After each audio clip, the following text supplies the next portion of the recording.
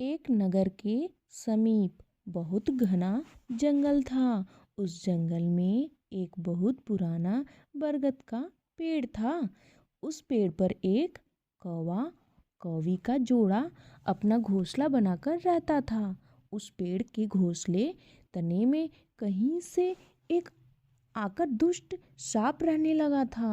हर साल मौसम आने पर कौवी घोंसले में अंडे देती थी और दुष्ट सांप मौका पाकर उनके घोंसले में जाकर अंडा खा जाता था। एक बार जब कौवा व कौवी जल्दी भोजन ढूंढकर लौट आए तो उन्होंने उस दुष्ट सांप को अपने घोंसले से अंडे झपटकर खाते हुए देखा। अंडे खाकर सांप चला गया। कौवे ने कौवी को ढायस बधाया, प्रिय हिम्मत रखो, अब हमें शत्रु का पता चल गया है, कुछ उपाय भी सोच लेंगे। कौवे ने काफ़ी सोचा विचारा और पहले वाले घोंसले को छोड़ा।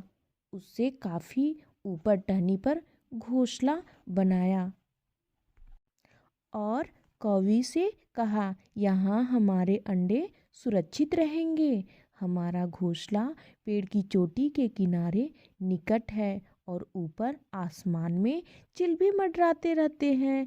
चिल सांप की बैरी हैं। दुष्ट सांप यहाँ तक आने का साहस नहीं कर पाएगा। कौवी की बात मानकर कौवी ने नए घोंसले में अंडे दिए और उनमें से बच्चे भी निकल आए। उधर सांप उनका घोंसला खाली देखकर यह समझ गया कि उसके डर से कौवा कौवी शायद वहाँ से चले गए हैं, पर दुष्ट सांप टोह लेता रहता था।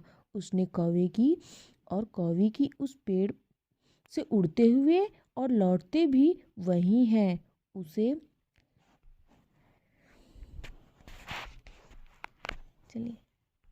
उसे यह समझते देर नहीं लगी कि उसने नया घोंसला उसी पेड़ पर ऊपर बना रखा है।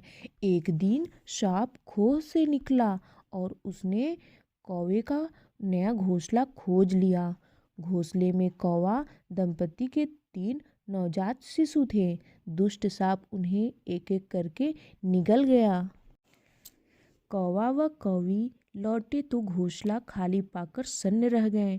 घोंसले में टूटी फूटी नन्हे कौवे के कोमल पंख बिखरे देखकर वह सारा माजरा समझ गए। कौवी की छाती तो दुख से फटने लगी। कौवी बिलख बिलख कर रो उठी, हर वर्ष मेरे बच्चे सांप का भोजन बनते रहते। कौवा बोला, नहीं, यह माना कि हमारे सामने विकट समस्या है, पर यहाँ से भागना ही उनका हल नहीं है। विपत्ति के समय ही मित्र काम आते हैं। हमें लोमड़ी मित्र से सलाह लेनी चाहिए। दोनों तुरंत ही लोमड़ी के पास गए। लोमड़ी ने अपने मित्रों की दुख भरी कहानी सुनी। उसने कौवा तथा कौवी के आंसू पोंछे। लोमड़ी ने काफ़ी सोचने के बाद कहा, मित्रों, तुम्हें वह पेड़ छोड़कर जाने की ज़रूरत नहीं है। मेरे दिमाग में एक तरकीब आ रही है जिससे उस दुष्ट सांप से छुटकारा पा सकते हो। लोमड़ी ने अपने चतुर दिमाग में आई तरकीब उन दोनों को बताई। लोमड़ी की तरकीब सुनकर कौवा कौवी खुशी से उछल पड़े। उन्होंने लोमड़ी को धन्यवाद दिया और अपने घर लौट आए। अगले ही दिन योजना अमल में लानी थी। उसी वन में बहुत बड़ा सरोवर था। उसमें कमल और नरगिस के फूल खिले रहते थे।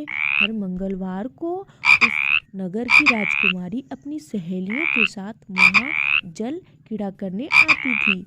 उनके साथ अंगरक्षक था, सैनिक भी आते थे। इस बार राजकुमारी आई और सरोवर में स्नान करने लगी। जल में उतरी तो योजना के अनुसार कौवा उड़ता हुआ वहां आया। उसने सरोवर तट पर राजकुमारी तथा उसकी सहेलियों द्वारा उतार कर रखे गए कपड़ों व आभूषणों पर नजर डाली। कपड़े से ऊपर था राजकुमारी का प्रिय हीरे व मोतियों का विलक्षण हार। कौवे ने राजकुमारी तथा सहेलियों का ध्यान अपनी ओर आकर्षित करने के लिए कांव कांव शोर मचाया। जब सबकी नजर उसकी ओर घूमी तो कौवा राजकुमारी का हार चोंच में दबाकर ऊपर उड़ गया। जब सहेलियां चीखी, देखो देखो, वह राजकुमारी का हार उठा लेकर जा रहा है। सैनिकों ने ऊपर देखा तो सचमुच एक कौवा हार लेकर धीरे धीरे उड़ता जा रहा था।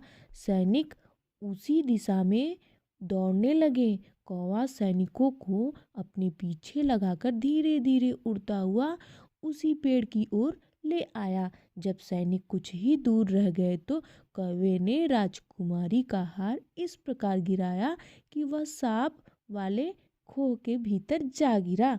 सैनिक दौड़कर खोह के पास पहुंचे। उनके सरदार ने खोह के भीतर झांका।